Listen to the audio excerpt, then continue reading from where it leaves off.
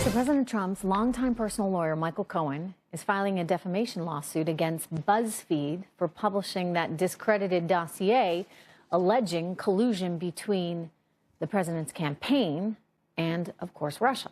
The lawsuit comes nearly a year after Buzzfeed published the dossier, and on the day more than 300 pages of transcripts were revealed of an August interview with the co-founder of the company that actually created the dossier. And in that report, Glenn Simpson's attorney said someone had already been killed as a result of the dossier's publication, but gave no further information whatsoever. Simpson also went on to say he and former British spy Christopher Steele brought the document to the FBI in July of 2016 because he was worried about Trump being blackmailed and that the FBI pursued the investigation because the agency already had a source within the Trump campaign. Joining me right now with his reaction to all of it, attorney David Bruno. Good to see you, David. Hello. So does Michael Cohen have something here? I mean, first of all, just the publication of this thing. I found it bizarre that BuzzFeed did that, such as, I guess, the world in which we live now, where you don't need to actually double check, let alone triple check your sources or confirm a story.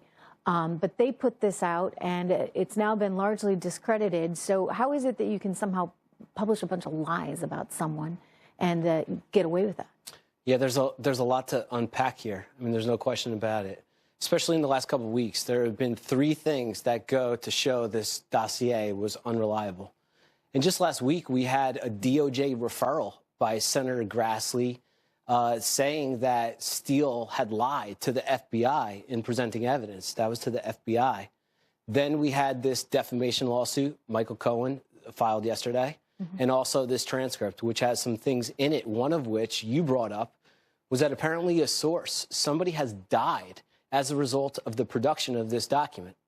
And when we talk about the credibility... I mean, that, by the way, bizarre, right? Because we don't have any other information about that. No other information, not who that was, why they died. My goodness. Sure, because this document was, its credibility, its veracity is only as good as the sources that produced it.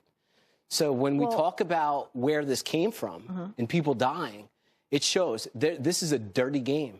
This is a spy game. I guess I think the thinking at this point, the concern is, if you really want to get to the bottom of this, we need to know how the Russians were trying to play us. And I think that this dossier may actually lead us in a few directions, because if none of this is true, if it's all been discredited, then who the heck was feeding this information to Christopher Steele, who was then feeding it to the FBI in the first place? Yeah, all good questions. And it's been reported that Mueller has questioned Steele, and it's very likely that they're asking these same questions. Who are your sources? Trying to track down, because guess what? If untruthful data is being provided to Christopher Steele, that could be part of that same conspiracy to defraud our government, our election, to defraud Christopher Steele. Or to create, chaos. I mean, maybe all you need to do is further the division in America if you are the Russians. And it doesn't matter quite how you do it, but you create this controversy, you create chaos, and it makes it more challenging for America to be as powerful. Well, if that was the goal, they've succeeded. Because look at what we're talking about. Look at the special counsel. Look at the investigation. Sure. Absolutely. It has created chaos. Yeah, I get a lot of questions about this, and I hope that they get answered. We all deserve answers on every single thing that's come forward. David, it's good to see you. Thank you very much. Trish.